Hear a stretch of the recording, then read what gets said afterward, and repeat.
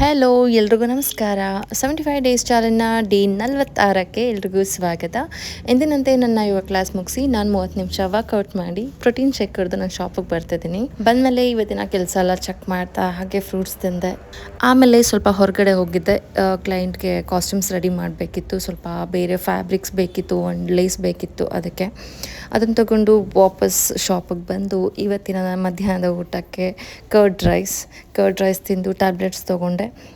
ಇವತ್ತು ಕೂಡ ಮಳೆ ಸ್ವಲ್ಪ ಹಾಗೇ ಇದೆ, ತುಂಬ ಬಿಸಿಲೇನಿರಲಿಲ್ಲ. ಬಟ್ ನಿನ್ನೆ ಕಂಪೇರ್ ಮಾಡಿದ್ರೆ ಪರವಾಗಿಲ್ಲ. ದೆನ್ ಆ್ಯಸ್ ಯೂಶ್ವಲ್ ಕ್ಲೈಂಟ್ಸ್ ಬರೋದಕ್ಕೆ ಶುರು ಮಾಡಿದ್ರು. ಸೊ ಕೆಲವೊಂದು ಅಪಾಯಿಂಟ್ಮೆಂಟ್ಸ್ ಕೂಡ ಇತ್ತು, ಅದೆಲ್ಲ ಕಂಪ್ಲೀಟ್ ಮಾಡಿಕೊಂಡು ನಾನು ಹೋಗಿದ್ದು ಇಲ್ಲಿಗೆ. ಮುಂಚೆನೇ ಇತ್ತು ನನ್ನ ಶಾಪಲ್ಲಿ ಕೆಲವೊಂದು ಫಿಶ್, ಬಟ್ ಅದು ಸತ್ತೋಯ್ತು. ನಂಗೆ ಅದಾದಮೇಲೆ ತೊಗೊಂಬರ್ಬೇಕು ಅಂತ ಅನಿಸ್ಲೇ ಇಲ್ಲ. ಆದರೆ ಇವಾಗ ಇಲ್ಲಿ ಒಂದು ಫಿಶ್ ಅಂತ ಅನ್ನಿಸ್ತಾ ಇದೆ, ಅದಕ್ಕೆ ಪುನಃ ತೊಗೊಳ್ಳೋಣ ಅಂತ ಬಂದೆ. ನಾನು ತೊಗೊಂಡಿದ್ದು ಇದೆ, ನಂಗೆ ಸಖತ್ ಇಷ್ಟ ಆಯಿತು. Black and yellow colour combination fighter. So ಇದನ್ನು ತೊಗೊಂಡು ಶಾಪಿಗೆ ಬಂದೆ.